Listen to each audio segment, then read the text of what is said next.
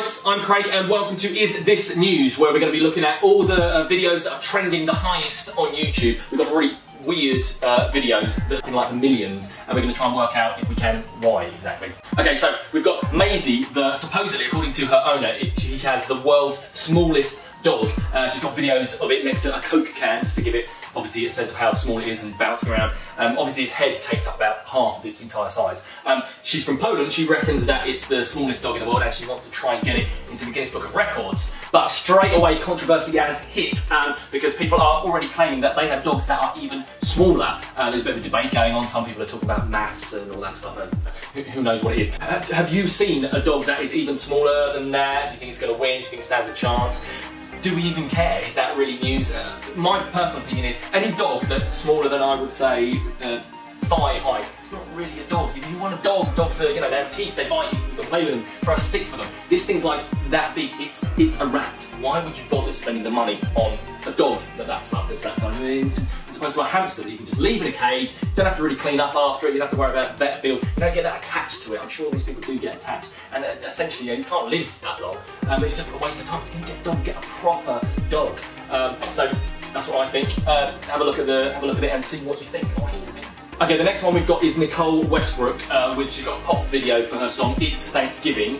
Obviously they're trying to tap a new market instead of the Christmas song, they're trying to get to a #1 for a Thanksgiving song. I guess the idea is also they're trying to sell it to everyone else, you know, not just Americans. All the song and the video all goes on about is just the food. There's these close-ups of the turkey, of mashed potato, and that is what clearly they are telling us, that is the whole thing about this holiday. It's just a meal. That's it. There's clearly no presents given. They don't actually have any explanation of the history, which clearly no one's particularly interested in. And then halfway through, this girl's like about 12 years old. And, you know, she's quite a nice, affable girl, but she's, you know, been really undersold on her material. And then this fat usher turns up halfway through, literally appearing from underneath, and starts kind of trying to cool it up a little bit. And then even then, halfway through, they get her to start rapping, and you know, she's white, she's like 12 years old, she can't do it. I guess he can't do it either. He's just sat there stuffing his face in a turkey costume.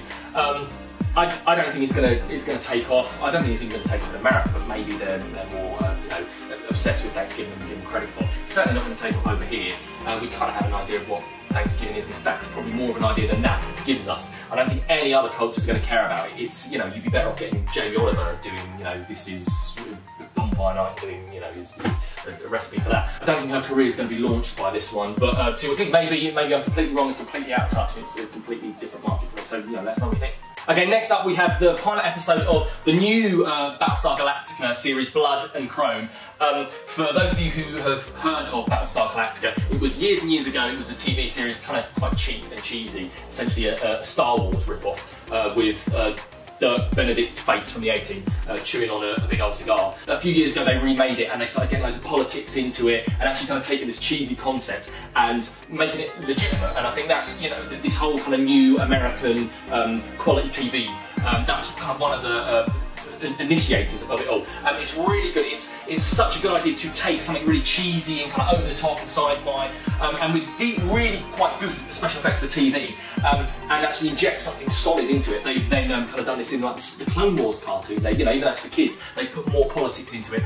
This is the new version of it. It's the premise is fairly familiar. It's talking about how the Cylons, you know, they were these robots that we created, and then they kind of began taking over. It starts off with a huge battle, really, you know, really quite Star Wars, but again, it's got that slight kind of grip to it, a little bit of grind to it. It's really good. Obviously, with TV series, you have so much more. It's not just kind of 1-2 hour thing. You can start getting into it. So much more character development. Definitely check it out. See if you like it. It's like a feature film, and then you know, go from there. And I imagine this series is going to really kind of take off and start getting some real depth with the characters and the plot lines. So check it out and let us know what you think. Okay, next up we've got AZEALIA Banks with her new pop promo, Atlantis. Apparently she kind of did a musical theatre, but now she's a legitimate pop star. She does a bit of rapping and singing. It's a really, really cheap video. It's kind of weird. It's just basically her stood in some kind of weird, crazy, pseudo kind of a Barbarella costume with really dodgy, weird, freaky backdrop superimposed. Basically, again, it's a really repetitive dirge of a song.